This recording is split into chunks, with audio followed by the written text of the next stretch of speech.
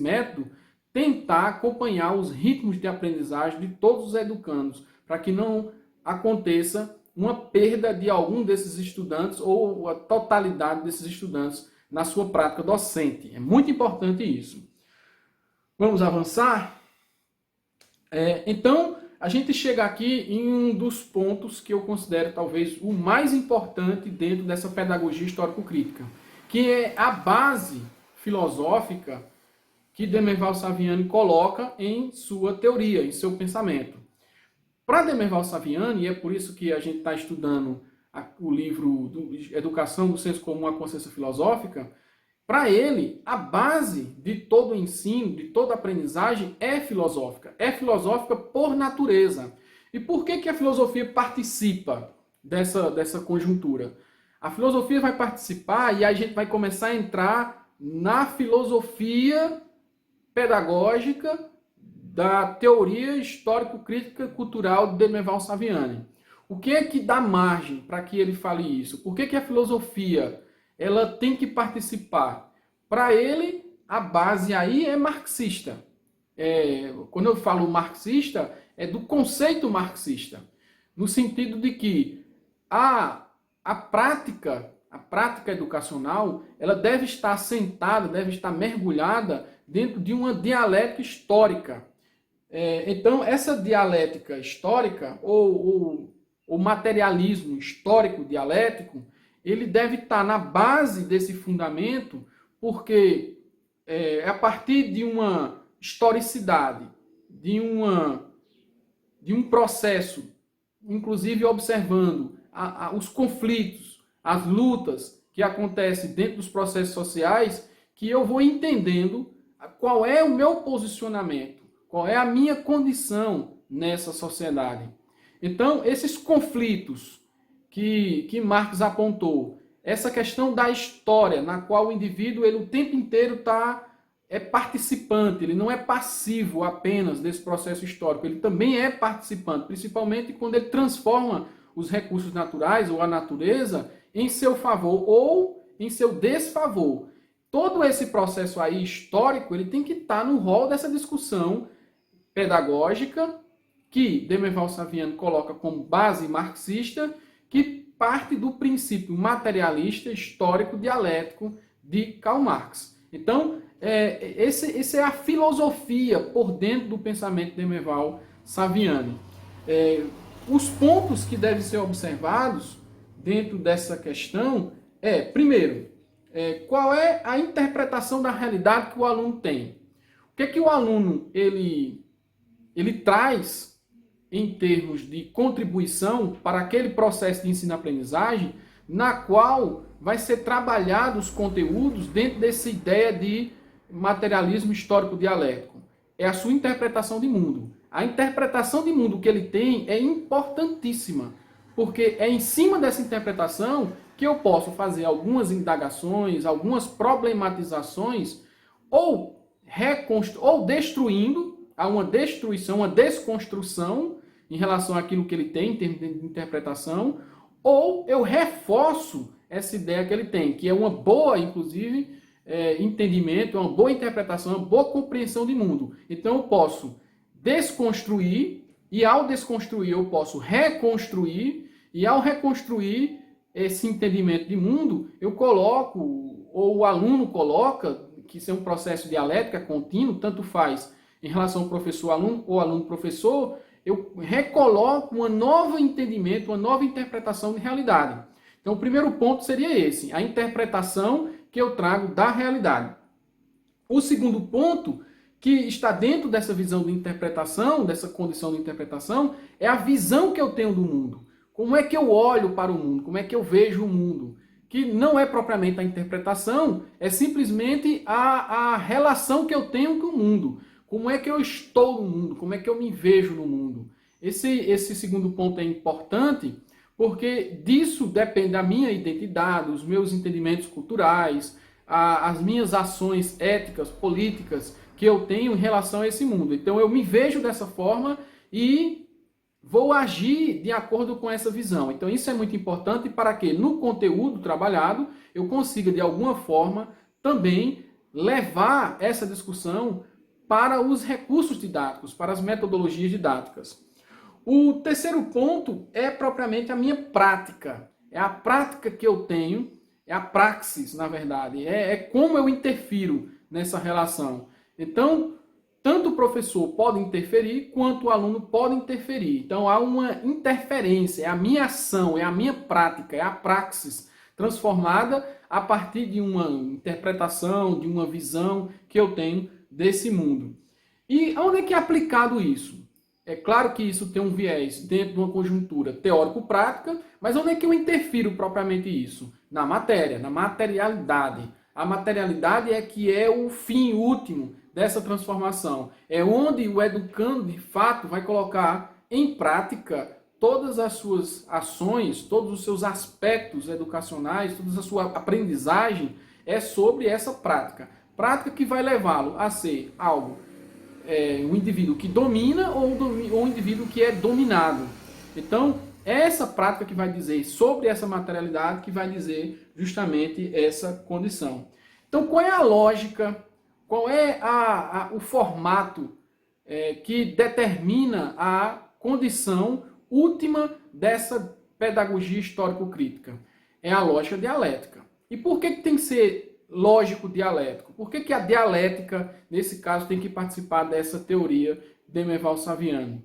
Porque a dialética, ela diz respeito às contradições. Existe uma contradição imbrincada na sua existencialidade, na sua condição de mundo, na sua relação com a sociedade, com os sujeitos de sociedade. A gente já viu que na sociedade, principalmente capitalista, ela ou joga você para ser dominante ou joga você para ser dominado. Existem os indivíduos que determinam o poder, que determinam as razões, os conhecimentos, os saberes, e existem os sujeitos que são dominados, que são passivos em relação a isso, que não participam em relação a isso. Simplesmente eles são atingidos. Há uma transferência. Então, eu tenho que observar sempre essa condição dialética dentro da conjuntura escolar, da minha prática docente, porque ou eu, enquanto professor, estarei dominando, transferindo conhecimento e os outros estarão sendo passivos em relação a isso, ou do contrário, ou estarei ao mesmo tempo também sofrendo essas interferências dialéticas e, consequentemente, também sendo dominado. Então, tem que se observar sistematicamente essa condição dentro daquilo que já foi falado, porque senão há sempre uma perpetuação dessa condição na qual há um conflito dentro também do processo educacional. É muito importante observar isso. Essa contradição ela acontece sobre aquela máxima que é colocada na teoria, inclusive de Hegel, que diz respeito a uma síntese, a uma antítese e uma tese. O tempo inteiro eu tenho que estar formulando teses, a partir de problematizações, interpretação de mundo, compreensão de mundo, tudo isso, levantando uma antitese, no caso, que eu posso rebater o outro, no sentido de elevar o meu pensamento a uma condição de destaque, de protagonismo, e, consequentemente, a partir da tese e da antitese, eu posso formular uma síntese de tudo isso. Uma síntese no sentido de enxugar, de ser consensual e de esgotar as possibilidades da discussão, do debate, da interatividade que acontece em sala de aula. Então, é nessa interatividade, é levantando todos esses pontos problematizadores e que no final que se tenha essa síntese, que no final se tenha esse resumo, que se tenha essa condição de dar uma resposta para aquela discussão, para aquela problematização que foi levantada. Então, essa é a máxima colocada pela teoria também histórico-crítica, que na verdade sofre influência de Marx e de Hegel em relação ao aspecto filosófico dessa teoria. O outro aspecto importante que a gente deve observar é o aspecto psicológico da teoria histórico-crítica. O aspecto psicológico ele vai estar influenciado diretamente por um pensador que é o Levi Vygotsky. O Levi Vygotsky ele é um pensador importante para toda a história da psicologia e também da pedagogia, e até mesmo para a filosofia. Ele colocou alguns pontos importantes que eu vou aqui destacar em relação à teoria histórico-crítica.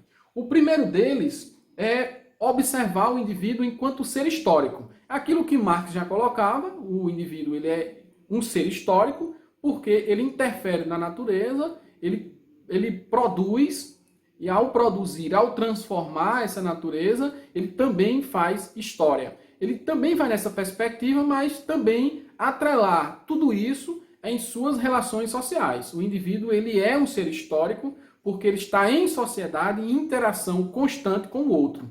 E essa constância de interação diz respeito propriamente a uma condição psicológica, cognitiva, na qual essas interferências psicológicas cognitivas vai moldando, vai transformando também o indivíduo.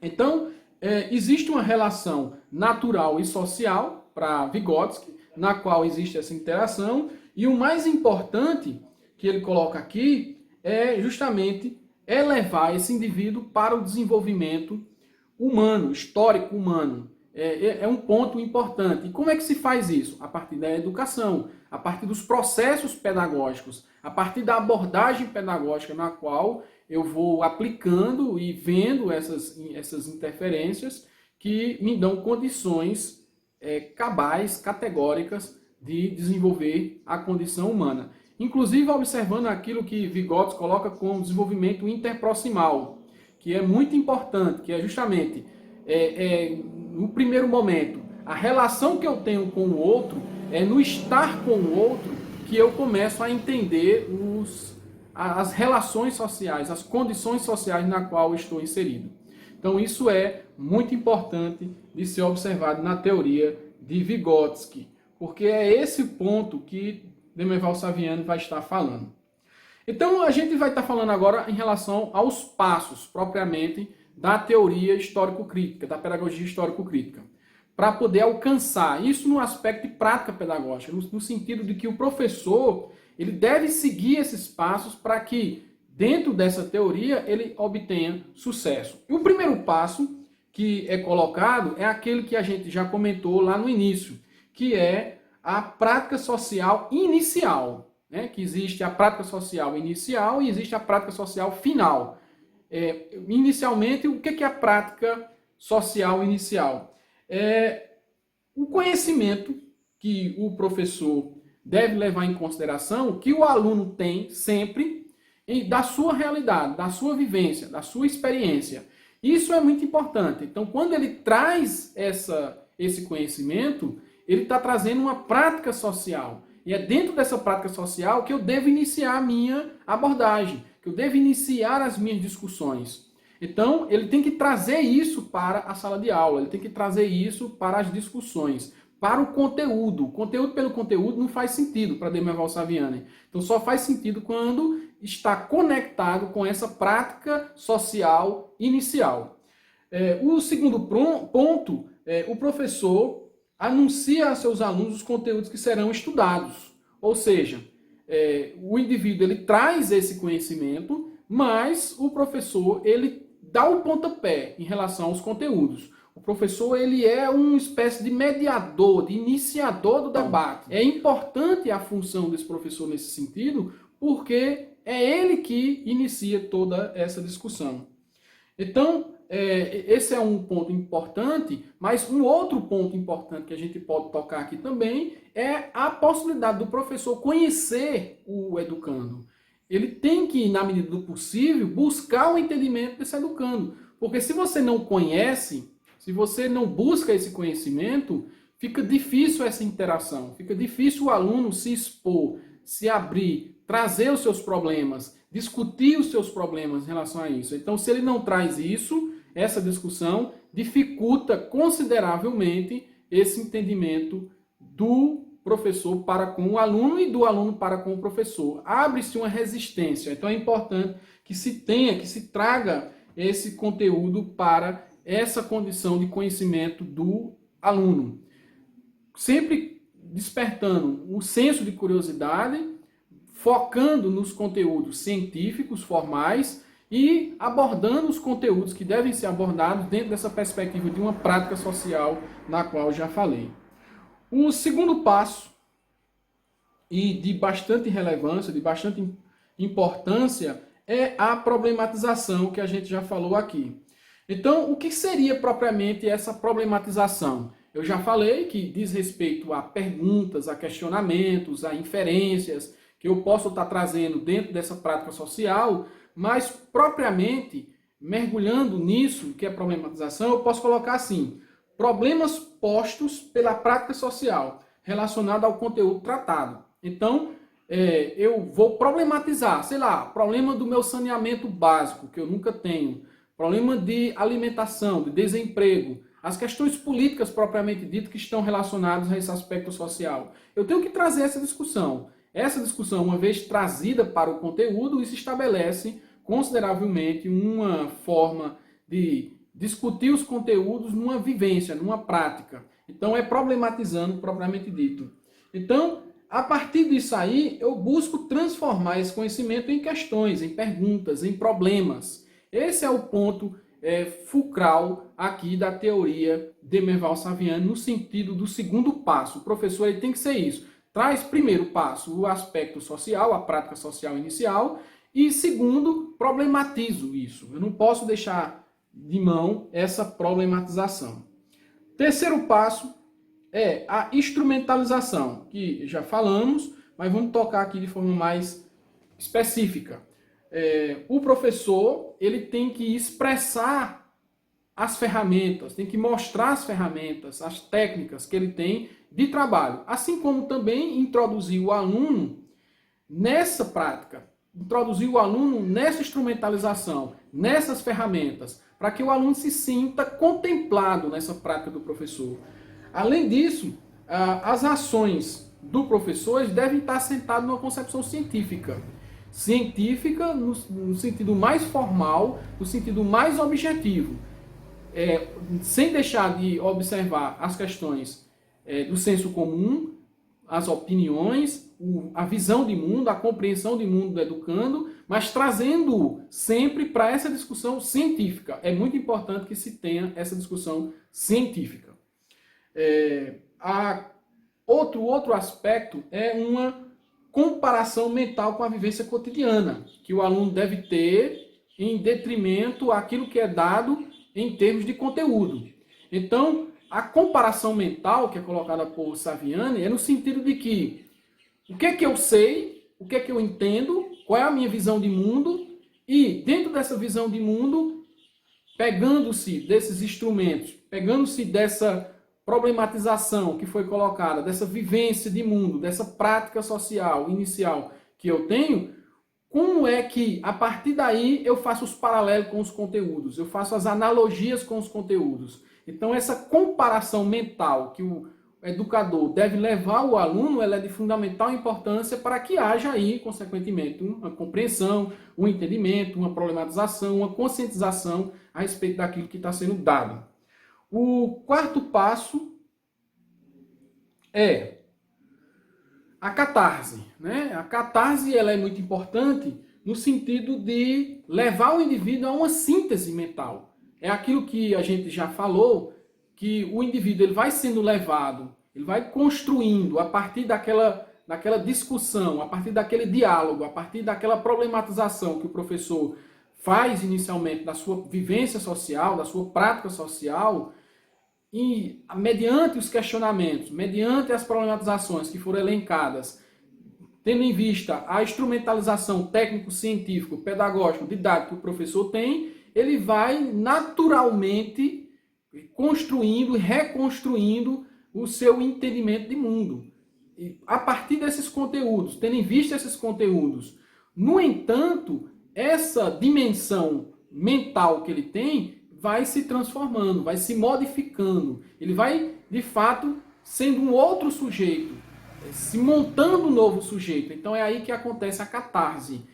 Elevando, inclusive, esse indivíduo a uma certa autonomia, uma certa libertação, para, inclusive, questionar aquele conteúdo que está sendo dado. Aquilo que está sendo vinculado à sua vivência. Então ele tem condições, a partir dessa catarse, de construir um novo entendimento. A parte o último passo, o quinto e último passo aqui, é justamente a prática social final, que é quando tudo isso é construído, quando tudo isso é levado em consideração, a prática social inicial, a problematização, a instrumentalização, a catarse e, por último, levar isso para o seu âmbito social, para a sua experiência, para a sua historicidade, para o seu vínculo social, para o seu meio. Quando ele leva isso de forma crítica, de forma elevada, aonde de fato se construiu algo a partir desses conteúdos, aí sim é dado como prática social final. É justamente o objetivo final, é a linha de chegada, é onde o professor quer levar o aluno. Entendendo todo esse processo dialético, filosófico, psicológico que foi colocado aqui, vendo então que a história, de fato, participa da condição existencial desse indivíduo na sua realidade, levando em consideração que ao transformar, ao acontecer isso aí que foi colocado, então esse aluno, ele pode-se dizer que também ele é crítico, porque ele é coparticipante dessa história. Ele faz realmente uma história diferente, não só da sociedade, da sua prática social, mas também da sua existencialidade, da sua vida como um todo. Então, pessoal, era isso que eu queria trazer para vocês na aula de hoje. É uma aula que a gente vai estar, que tratou aqui, né, de forma mais profunda, de forma mais teórica, trazendo conceitos específicos da teoria histórico-crítica, mas é necessário para que a gente entenda como é que funciona esse recurso didático, esse recurso pedagógico que Demerval Saviani aponta, ele oferece. Então, a gente viu aqui que a pedagogia histórico-crítica, ela tem uma base dentro de uma conjuntura materialista, de cunho marxista, no entanto, que segue passos didáticos pedagógicos específicos, na qual eu tenho que seguir prática inicial, problematização, a catarse, a prática final. Então, tudo isso está no rol do pensamento de Demerval Saviani, e tudo isso só é possível se for dado de forma filosófica, crítica, observando que o indivíduo tem um processo muito importante na história e que eleve-se esse processo a partir de uma visão crítica. É isso, essa foi a aula de hoje. Espero que vocês tenham entendido. Espero que vocês comentem depois lá na plataforma. Até mais e um abraço.